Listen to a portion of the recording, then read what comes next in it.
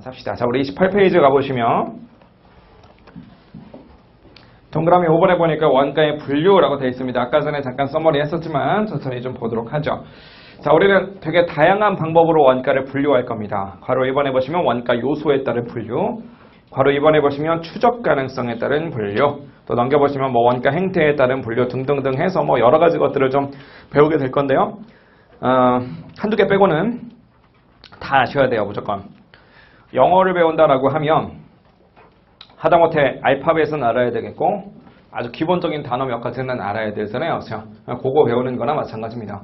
그래서 지금 배우는 이 원가의 분류, 그 중에서도 이제 가로 2번, 가로 2번처럼 이런 것들, 이 중요한 내용들은 모르시면 그 뒤에 있는 2장 이후의 내용들은 배우는 것 자체가 의미가 없다라고 할 정도로 너무나 이제 중요한 분류니까 반드시 기억을 하셔야 되겠어요. 자, 원가 요소라는 건 무슨 얘기냐면 어떠한 원가가 제품을 만드는데 필요할 거냐 그런 얘기인데, 일단 구체적인 이야기를 하기 전에 요 얘기부터 합시다. 자, 이 세상에는 제조기업도 있고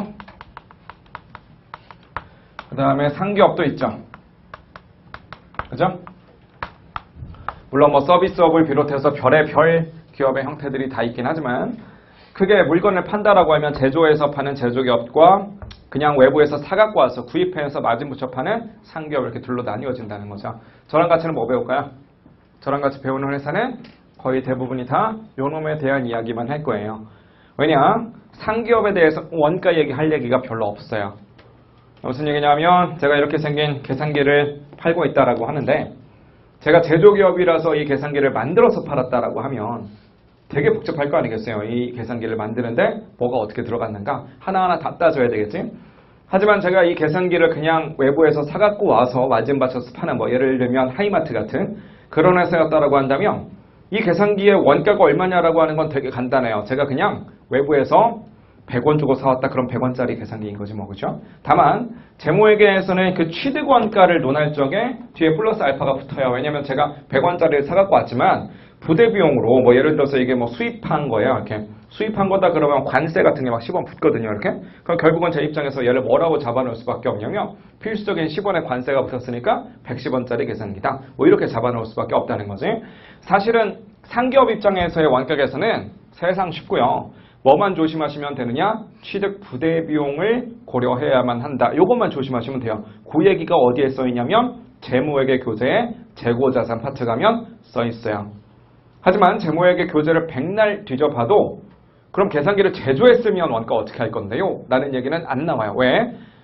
재무회계 재고자산 파트에 가면 원가에 대해서 무슨 말만 나오느냐? 취득원가 얘기만 나와요. 취득원가. 힘이 세졌나 갑자기? 이렇게 불러주지? 자, 취득원가라고 하는 것만 계속 나오는데 취득을 했다는 건 말 그대로 재고자산이지만 만든 게 아니라 사갖고 왔다 취득했다는 거잖아요. 즉, 재무회계에서는 다 상기업만 다뤄요. 거의 대부분이. 왜 그러냐면 원가 계산하는 게 용이하니까. 아니 그럼 제조기업 얘기는 왜 안 합니까?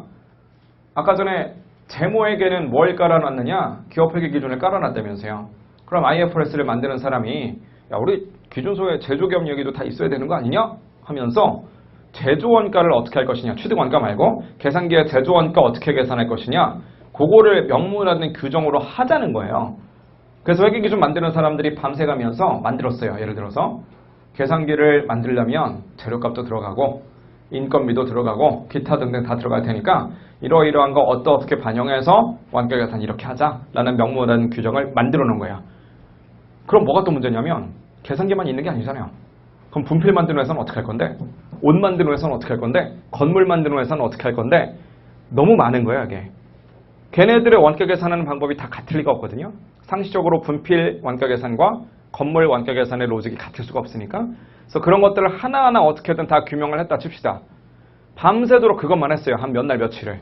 다 해놨는데 그 다음날 또 다른 신제품이 막 쏟아져요. 미쳐버릴 일인 거지. 한마디로 제조기업에서 제조원가를 어떻게 할 것이냐라고 하는 건 얘에 비해서 너무 복잡하고요.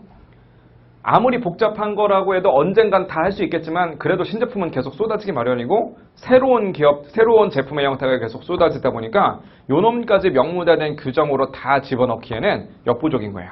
무슨 말인지 아시겠죠? 그죠? 그래서 상기업에서 재고자산을 취득하는 데 들어가는 논리는 간단하니까 회계 기준에 명문화 해놨는데 제조기업에서 제조원가를 어떻게 처리할 거냐, 어떻게 계산할 거냐, 요거는 회계 기준으로 처리할 만한 그 범위를 벗어났어요. 그래서 어떻게 하느냐면 얘는 그냥 이론으로 빼버리는 거고, 이론으로 빼버린 그 영역을 공부하는 게 바로 원가 회계입니다. 무슨 말인지 아시겠죠? 결론, 저랑 같이 배우는 원가 회계는 제조기업만 다룰 거야. 제조기업만. 그럼 제조기업이니까 가장 중요한 데는 어디냐? 제조기업을 특성 지어주는 건 결국은 공장일 수밖에 없어요. 그죠? 계산기를 만들어서 판다 그러면 계산기 만드는 공장이 있어야 될 테고, 하이마트는 공장이 필요 없잖아요. 그래서 결국은 저랑 같이 포커스를 맞춰야 되는 건 결국은 공장입니다. 그래서 공장에서는 어떤 원가의 요소가 들어갈 것이냐라는 건데, 예를 들어서 우리 공장에서 이렇게 생긴 커피를 만든다 그러면 당연히 뭐가 들어갈 거냐면 원두, 얼음, 컵, 빨대 뭐 이런 거 들어갈 거 아니겠어요? 지금 제가 나열한 것들은 뭐라고 하면 되겠어요? 걔들은 당연히 재료겠지, 재료. 그래서 어떤 기업이든지 간에 무조건 뭔가를 만든다라고 하면 재료가 안 들어갈 수가 없거든요. 그래서 재료 관련된 이야기를 제일 먼저 해봅시다.